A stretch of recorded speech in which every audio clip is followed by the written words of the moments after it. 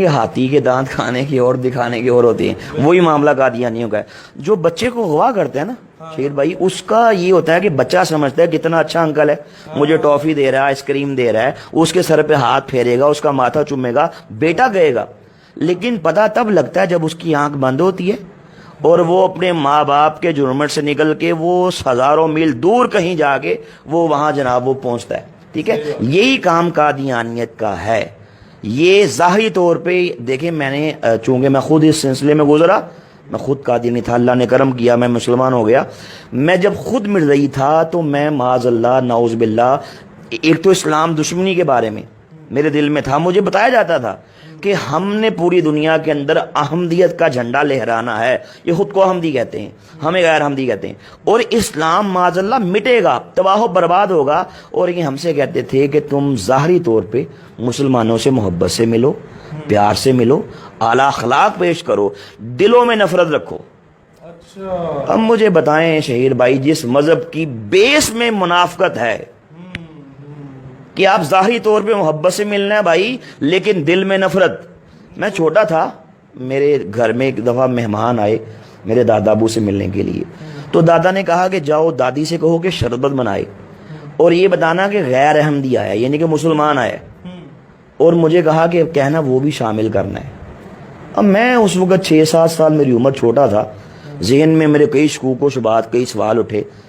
دادی سے آئے کہا کہ دادا ابو نے کہا کہ ایک مسلمان مہمان ملنے آیا ہے، شربت بنائیں اور اس میں وہ بھی شامل کریں.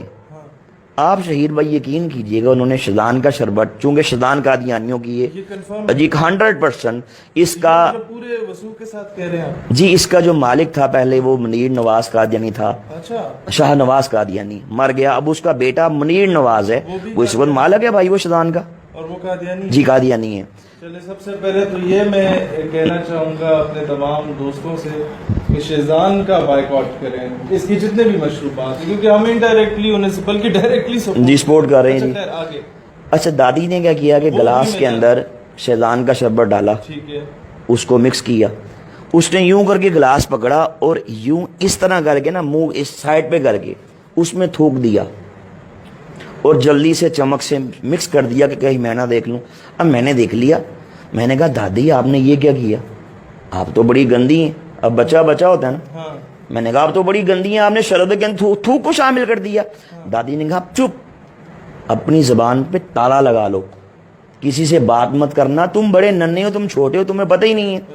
کہا کہ یہ جو مسلمان ہیں ہمارے دشمن ہیں، یہ آج کے دور کے اللہ کے نبی، آج کے دور کے اللہ کے رسول نعوذ باللہ معاذ اللہ مرزا قادیانی کو نہیں مانتے، اس لیے یہ ہم سے ان سے نفرت کا، غصے کا، بغض کا اظہار اس طرح کرتے ہیں کہ ہم ان کے کھانوں میں، ان کے پانیوں میں، ان کے شربتوں میں ہم غلاظت ڈالتے ہیں، ہم پیشاب کے قطرے شامل کرتے ہیں معاذ اللہ.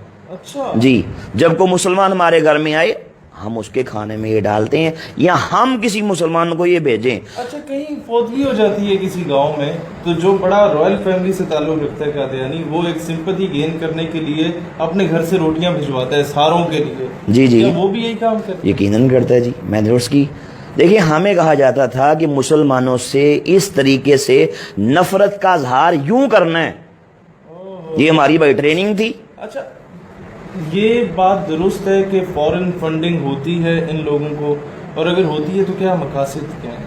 سر دیکھیں بات یہ ہے کہ چونکہ یہ برطانوی سامراج نے اس فتنے کی بنیاد رکھی. آپ مرزا قادیانی کی کتابیں پڑھ لیں، میں نے اپنی کتاب کے اندر پورا ایک چیپٹر ہے جو مرزائیت کو، جو انگریز نے کس طرح پیدا کیا، برطانوی سامراج نے کس طرح اپنے سیاسی مقاصد کے حصول کے لیے عشق رسول کی چنگاری کو مسلم کے سینے سے نکالنے کے لیے، جہاد کو ختم کرنے کے لیے معاذ اللہ، اس 2% کے انسان کو جو اس وقت سیال کوٹ کی کچہری میں بطور منشی 15 روپے ماہوار پہ ملازمت کرتا تھا، اس نے دھرتی ماں کی عزت کا سودا کیا، اس نے اسلام کی عزت کا سودا کیا. اس کو آپ اب اگر پڑھیں نا WW ہنٹر، آپ اس کی رپورٹ پڑھ لیں، آپ انڈیا آفس لائبریری لندن کی وہ رپورٹ پڑھ لیں کہ جو برے صغیر کے اندر انگریز نے پوری دنیا سے جو بریلینٹ مائنڈ لوگ ہیں، جو ہر شعبہ ہے زندگی کے جو ایکسپرٹس ہیں، ان کو یہاں بلایا, ان کی میٹنگ یہاں پہ رکھی. 3 دن کی میٹنگ کے بعد میٹنگ کے صدر نے, پریزیڈنٹ نے فیصلہ یہ دیا, اس نے کہا کہ بھائی آپ کو جعلی نبی کھڑا کرنا ہوگا. وہاں سے اس کی بنیاد چلی. اور لوگ ان پڑھ تھے, جی ان پڑھ تھے, پتہ نہیں ہوتا. تو آپ اسلام کے پیرلل اس کو کھڑا کریں گے.